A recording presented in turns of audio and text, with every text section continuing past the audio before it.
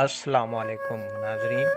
शाह अब्दुल लतीफ़ भिटाई रहमतुल्लाह अलैह जे बैतनि जो सुरवाइज़ सिलसिलो शुरू था कयूं, जंहिंमें पहिरीं हर हिकु सुर मंझां बैत पढ़ंदासीं, पोइ उन में कमायल हर हिकु लफ़्ज़ जी माना धारदार ॿुधाईंदासीं ऐं तंहिंखां पोइ उन बैत जो मतिलबु ऐं माना ऐं सम्झाणी सरबस्ती तव्हांजे अॻियां पेश कंदासीं।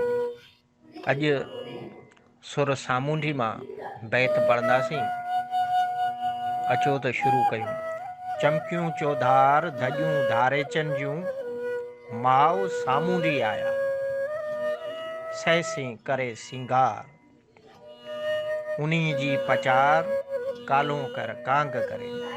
जी शुरूआती बैत जे पहिरें पद में लफ़्ज़ कमायल आहे चमकियूं। चमकियूं माना जरकियूं, चिलकियूं, रोशन थियूं, तजला कयूं। उनखां पोइ लफ़्ज़ कमायल आहे चौधार।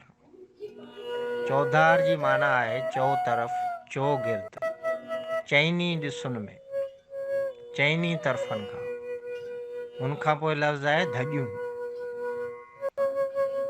धॼूं माना झंडा जूं, जेके परे खां बि फड़कंदियूं आहिनि।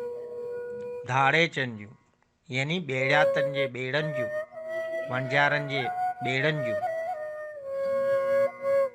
माउ माना अम्मा, अमड़, जीजल। सामूंडी यानी समुंड वारा, वणजारा, खारे जा खेड़ा। आया यानी अची विया, पहुची विया, पुॼी विया। सहसे माना कई अपार, तरह तरह जा, कई न क़िस्मनि जा। सिंगार करे माना सजावट करे, सजी वजी, बनावट करे, ठही ठुकी, तैयार थी। उन्ही माना उन्हनि जी, तिन्ही जी, उन्हनि जी। जी माना संदन। पचार माना ज़िक्र अस्कार, ॻाल्हियूं, यादगिरी। काल्हो कर माना काल खां वठी, काल्हो के ॾींहं खां वठी। कांग करे यानी कांग कां कां करे ॿुधाए पियो। कांग हिकु पखी आहे जंहिंजो रंग कारो थिए थो। हाणे अचो त बैत जो मतिलबु ऐं सम्झाणी ॾिसूं त शाह साहिब हिन बैत में असांखे छा सम्झाइणु घुरियो आहे।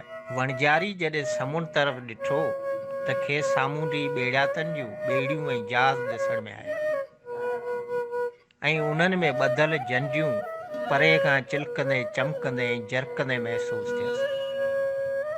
ऐं उन मां अंदाज़ो लॻायईं त सामूंडी अचनि पिया। तंहिंखां पोइ उहा समूरी हक़ीक़त ऐं सरबस्ती ॻाल्हि पंहिंजी माउ सां इहो कुझु हिन रीति थी करे त अम्मा, ओ जीजल, मुंहिंजी माउ वणजारनि जी ॿेड़ियुनि वारियूं झंडियूं चौधारी बि चमकनि चिलकनि ऐं जरकनि। ऐं सामूंडी पाण खे कई क़िस्मनि सां ठाहे जोड़े सजाए तयार करे बनाए अची विया अथई। ख़बर अथई कांग बि काल खां वठी कां कां पे कई। ॾिस वणजारा अची विया। छो संदसि अचण जूं ख़बरूं कांग काल खां वठी पियो ॿुधायूं।